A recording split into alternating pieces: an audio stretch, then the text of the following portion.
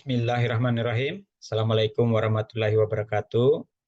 Selamat berjumpa kembali teman-teman semua dimanapun Anda berada. Dalam kesempatan ini saya akan berbagi terkait dengan cara cepat membuat pendahuluan latar belakang penelitian, dan di video sebelumnya saya juga sudah berbagi terkait bagaimana membuat judul penelitian dengan judul yang seksi berdasarkan dengan informasi terkini, informasi terupdate, dan judul penelitiannya juga harus dibuat provokatif karena bisa menambah daya tarik seluruh teman-teman yang membaca penelitian kita terkait dengan riset kita. Dan ketiga itu dalam menentukan judul harus informatif karena isi dari penelitian yang kita lakukan berdasarkan hasil dan pembahasan maupun kesimpulan itu harus tercermin dengan informasi pada judul penelitian. Itu 3 poin penting dalam menentukan judul penelitian. Dan pada kesempatan ini saya akan langsung berbagi terkait cara cepat membuat latar belakang penelitian. Jadi teman-teman semua ikuti dari awal sampai akhir karena saya juga akan berbagi terkait dengan cara membuat proposal penelitian atau karya ilmiah penelitian mahasiswa ini secara detail, terperinci, berdasarkan teori, kemudian berdasarkan contoh-contoh latar belakang penelitian yang akan saya bagi buat teman-teman semua. Kita lanjut, bahwa dalam menentukan pendahuluan latar belakang penelitian yang menjadi persoalan penting dan rumus dari membuat latar belakang penelitian berdasarkan falsafah keilmuan untuk karya ilmiah, ada beberapa tahapan terkait dengan objek materi dan objek formal. Objek materi ini berdasarkan dengan fenomena, masalah yang ada di sekitar kita, dan masalah terkini yang kita akan kaji, sehingga penelitian kita ini menarik untuk diteliti. Jadi dari berbagai fenomena, masalah penelitian yang ada, sehingga kita membentuknya ke dalam suatu objek formal, di mana dengan objek formal ini kita mengkaji secara keilmuan terkait dengan gap riset, terkait dengan gap empirical, terkait dengan gap theoretical. Jadi teman-teman semua, dalam menyusun fenomena berdasarkan masalah-masalah penelitian yang ada, hubungannya dengan keilmuan, pendekatan yang pertama kita lakukan adalah penelitian apa yang akan kita kaji. Apakah ini terkait dengan kondisi lingkungan, ataukah terkait dengan masalah kebencanaan, terkait dengan tsunami yang terjadi di Palu, gempa dan tsunami, atau tsunami yang terjadi di Aceh. Begitupun juga terkait dengan masalah yang sangat menjadi persoalan di masyarakat itu sendiri adalah terkait dengan masalah kurangnya ketersediaan air bersih. Jadi ini semua adalah masalah-masalah atau fenomena-fenomena yang ada di sekitar kita, sehingga penting kita lakukan penelitian. Jadi bagaimana kita menentukan latar belakang itu berdasarkan fenomena yang ada, yang utama berdasarkan pendekatan penelitiannya. Kita tentukan dulu gap riset. Jadi dengan gap riset yang ada ini, kita bisa mengetahui hal-hal yang mesti kita lakukan berdasarkan dengan kajian penelitian yang ada di beberapa negara. Ya, jadi kita hubungkan dulu berdasarkan dari hal yang umum sampai ke hal yang khusus terkait dengan penelitian kita. Hal umumnya adalah terkait dengan gap riset ini adalah penelitian-penelitian yang ada di beberapa negara. Kita kaji dan kita kumpulkan seluruh gambaran-gambaran penelitian itu terkait yang terjadi di beberapa negara. Masalah, kita fokus di masalah air bersih contohnya. Kita kaji di beberapa negara terkait dengan masalah air bersih, terkait masalah air bersih yang terjadi di Afrika, di Ethiopia. Kita hubungkan bahwa kekurangan air bersih ini di beberapa negara sudah banyak terjadi, Dan itu pasti ada beberapa riset di beberapa negara itu kita kumpulkan penelitian-penelitiannya dan kita tuliskan di dalam latar belakang. Kemudian kita gambarkan secara lebih khusus lagi di Indonesia. Kita kumpulkan seluruh penelitian terkait beberapa wilayah yang ada di Indonesia, terkait penelitian-penelitian yang terjadi kekurangan air bersih di Indonesia. Di beberapa negara, misalkan di Kepulauan Bangka, atau misalkan di Kabupaten Wakatobi di wilayah Sulawesi Tenggara sana, atau di beberapa wilayah-wilayah kepulauan seperti Kalimantan, Papua, dan lain sebagainya. Kita hubungkan semua penelitian yang ada di sana, kita kumpul, kita tulis, kita setir bahasanya sendiri, sehingga ini menjadi penelitian yang benar-benar murni berdasarkan tulisan kita, berdasarkan kajian masalah yang ada.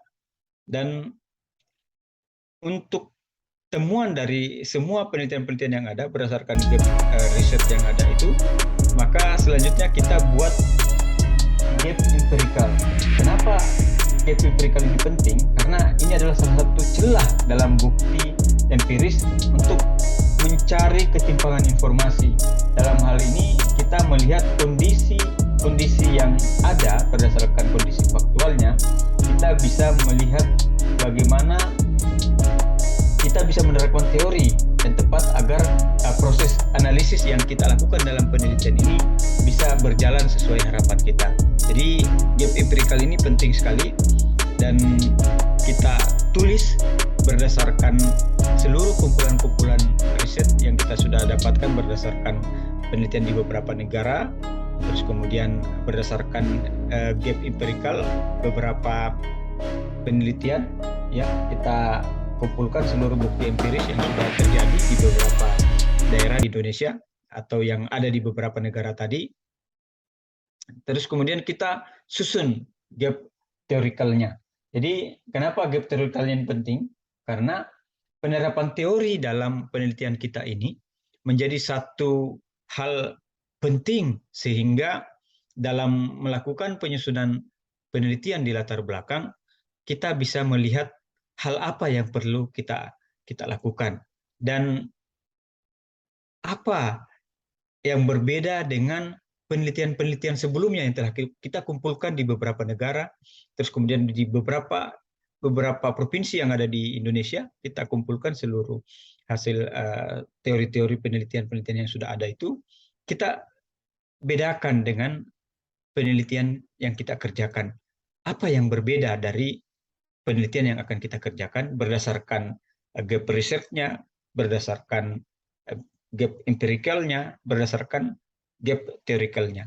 Jadi kita tulis berdasarkan seluruh kumpulan gap research, gap empirical, gap theoretical, kita tulis secara mendetail terkait yang membeda, yang menjadi kebaruan dalam penelitian kita.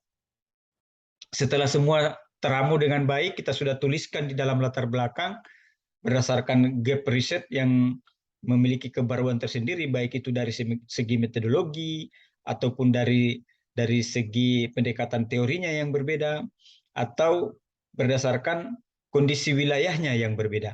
Ini bisa kita gambarkan di latar belakang. Dan setelah kita kumpulkan keseluruhan, maka kontribusi apa, harapan apa yang bisa kita berikan dari hasil penelitian yang kita lakukan berdasarkan fenomena masalah, berdasarkan dengan gap riset beberapa penelitian di negara-negara yang ada, terus kemudian gap empirical terkait dengan temuan-temuan empiris di beberapa provinsi yang ada di Indonesia, terus kemudian perbedaan teori yang ada dengan kenyataan yang ada di lapangan atau di sekitar masalah yang kita kaji berdasarkan case research kita gitu. Setelah kita sesuaikan semua dengan kontribusi yang akan kita berikan, maka kita buat rumusan masalah berdasarkan trend question mark, artinya berdasarkan rumusan masalah ini berdasarkan latar belakang yang sudah kita susun, berdasarkan fenomena, masalah, gap research, gap empirical, gap teori, ini kita ramu dalam satu rumusan masalah dan hasil rumusan masalah ini pasti akan berkaitan langsung dengan tujuan penelitian. Begitupun juga antara rumusan masalah, tujuan penelitian, hasil dan pembahasan, sampai kesimpulan dan saran. Ini berkaitan satu sama lain sehingga menentukan rumusan masalah selalu beriringan, selalu paralel dengan tujuan penelitian, hasil dan pembahasan maupun kesimpulan dan saran. Yang terakhir di pendahuluan ini adalah bagaimana kita membuat manfaat penelitian. Manfaat penelitian ini dari segi akademis terkait dengan hasil penelitian ini, apakah akan dilakukan penelitian berikutnya, kontribusi penelitian apa yang kita dapatkan, terus kemudian manfaat secara praktis buat pengambil kebijakan, decision maker, terkait dengan hasil penelitian kita.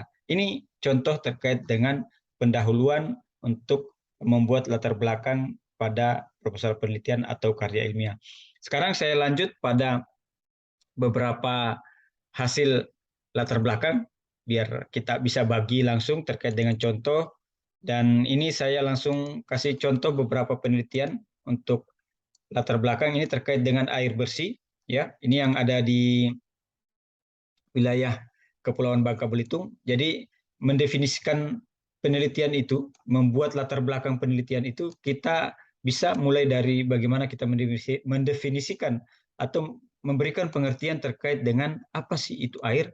Jadi kita definisikan air itu penting, ya, dan definisinya seperti apa, dan berdasarkan siapa, ini kita buat pengertian dari air itu sendiri. Terus kemudian kita kaji berdasarkan kajian kebutuhan air di beberapa negara. Ini kelangkaan air di beberapa negara kita bisa gambarkan di sini, kita tuliskan dalam bentuk-bentuk teori. Sesungguhnya dalam membuat latar belakang itu minimal 1.000 kata. Kalau bisa 2.000 atau 3.000 kata. Karena kenapa? Dari beberapa kajian paragraf yang kita buat pada latar belakang ini nanti bisa membantu kita untuk menyusunnya menjadi satu jurnal penelitian seperti yang ada di sebelah kanan ini, terkait dengan contoh jurnal latar belakang jurnal penelitian.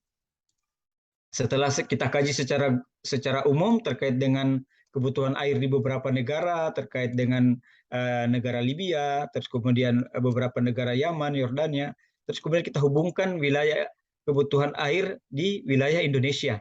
Jadi setelah kita kaji secara umum, kita kaji secara lebih khusus ke wilayah Indonesia.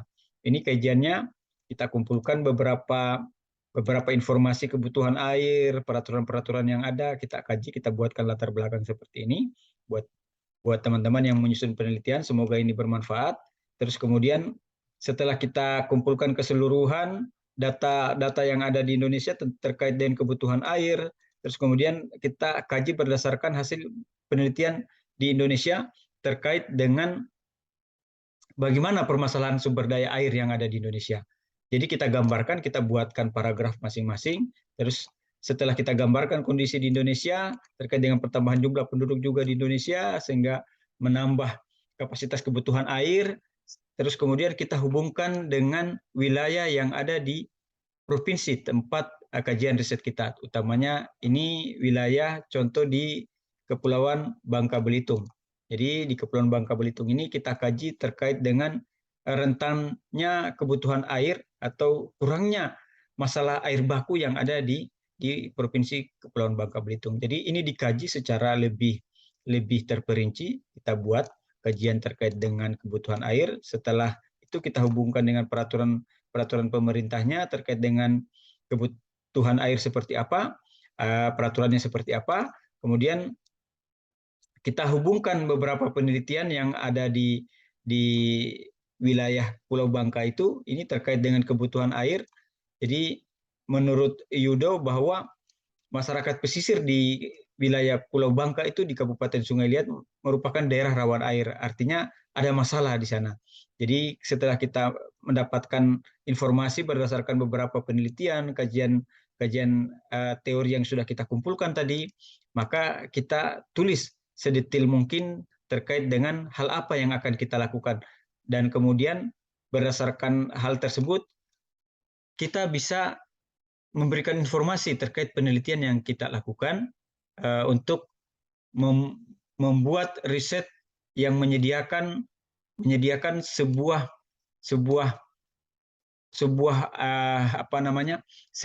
sumber air baku yang bisa digunakan oleh masyarakat ketika masyarakat di wilayah Kepulauan Bangka di Provinsi Bangka Belitung ini kekurangan air dengan upaya pengumpulan air berasal dari kulong-kulong atau sisa-sisa galian-galian pertambangan itu kita manfaatkan dan kita uji ke risetnya penelitian ini dan kontribusi apa dari hasil penelitian dengan memanfaatkan kulong ini. Jadi kita gambarkan di sini dengan pemanfaatan kulong itu maka akan memberikan kontribusi pemenuhan kebutuhan air baku buat masyarakat sekitar di Kepulauan Pulau Bangka. Setelah itu kita buat rumusan masalahnya. Jadi rumusan masalahnya kita susun berdasarkan fenomena masalah yang ada tadi, berdasarkan kajian gap research, terus kemudian kajian dengan gap empirical, terus kemudian kajian dengan gap teorinya, dan yang berbeda dari beberapa penelitian-penelitian lainnya kita gambarkan di latar belakang dan kita rumuskan rumusan masalah ini berdasarkan latar belakang terkait dengan bagaimana sebaran, ya, bagaimana tingkat ketersediaan air baku saat sekarang dan yang akan datang, kemudian bagaimana tingkat kemampuan masyarakat untuk berpartisipasi penyediaan air bersih, kemudian terakhir bagaimana menyusun model pengelolaan penyediaan air bersih. Jadi 4 rumusan masalah yang ada ini karena berkaitan antara tujuan, hasil dan pembahasan serta kesimpulan, maka terdapat 4 tujuan dari penelitian yang akan dilakukan. Jadi ketika 4 rumusan masalah yang dibangun, pastinya yang akan kita lakukan kajian penelitian tujuannya ada 4 juga. Jadi ada 4 tujuan yang akan kita lakukan itu antara lain juga terkait dengan bagaimana mengidentifikasi sebaran kulong berdasarkan rumusan masalah tadi, terus kemudian bagaimana kita mengidentifikasi tingkat ketersediaan air baku, terus bagaimana kita mengidentifikasi tingkat kemampuan masyarakat berdasarkan penyediaan air bersih, terus kemudian bagaimana kita membangun model. Setelah rumusan masalah sudah kita susun, tujuan penelitian juga sudah kita susun, maka kita melihat manfaatnya seperti apa. Manfaat berdasarkan teoritis ini, berdasarkan hasil penelitian dapat memberikan sumbangsi terhadap ilmu pengetahuan bagi peneliti-peneliti selanjutnya terkait dengan pengembangan ilmu lingkungan maupun pengelolaan sumber daya alam. Dan manfaat secara praktis ini dapat menjadi bahan pertimbangan bagi pengambil kebijakan, khususnya decision maker dalam pengelolaan sumber daya alam dan lingkungan. Ini contoh detail terkait dengan latar belakang penelitian untuk teman-teman yang menyusun skripsi, tesis, maupun disertasi. Gambarannya seperti ini cukup sederhana. Kalau bisa, upayakan 2.000 atau 3.000 kata, sehingga ketika kita menyusun jurnal nantinya, kita tidak kesulitan dalam melakukan setir parafrase, ya, kita menyetir parafrase kalimat paragraf per paragraf terkait dengan latar belakang di jurnal penelitian kita. Ini saya gambarkan lagi terkait dengan penelitian yang ada, ya, terkait jurnal internasional. Ini introduction-nya kita bisa lihat bahwa ini terkait penelitian di wilayah bandara internasional. Kita buatkan kondisi kejadian yang terjadi di beberapa negara terkait dengan bandara internasional. Terus kemudian kita kumpulkan seluruh riset-riset yang ada di beberapa negara. Jadi kita kajian riset beberapa negara ini dari Anderson dan Kaplan, ini wilayah Amerika, dan ini Yao dan Yang ini berada di wilayah Cina, dan begitupun juga Hong et al. Ini kita gambarkan seluruh beberapa penelitian, kita kumpulkan teori-teori penelitian ini, kita kumpulkan sedemikian lengkapnya, kemudian kita hubungkan dengan wilayah di Indonesia. Jadi di wilayah Indonesia ini terkait dengan penelitian-penelitian di Indonesia terkait dengan bandara, Haryani, Budi et al. Dan lain sebagainya. Kita kumpul kajian riset secara umum dan kita buat kumpulan riset penelitian yang ada di Indonesia. Setelah itu seluruh state of the art dari riset-riset yang ada ini kita lihat kondisi yang terjadi di Kulon Progo atau di wilayah kajian riset yang kita lakukan. Masalah apa yang ada di sana dan bagaimana penyelesaian masalahnya terkait dengan penelitian-penelitian yang ada di Indonesia. Terus kemudian terakhir kita lihat gap risetnya di mana. Jadi apa yang berbeda dengan penelitian-penelitian lain dengan penelitian yang kita lakukan. Jadi kita gambarkan berdasarkan penelitian-penelitian yang ada keseluruhan ini, kita susun sehingga berbeda dengan penelitian-penelitian yang lain. Setelah kita menentukan gap research-nya, maka terakhir kontribusi apa dari penelitian yang kita lakukan. Seperti ini sederhana sekali cara membuat latar belakang penelitian, dan ini sangat bermanfaat buat teman-teman semua. Semoga bermanfaat terkait dengan teori, bagaimana membuat pendahuluan, latar belakang, dan sedikit contoh dalam menyusun latar belakang penelitian. Ini dari saya, terima kasih banyak. Dengan ucapan wallahul muwafiq ila aqwamit thariq. Assalamualaikum warahmatullahi wabarakatuh.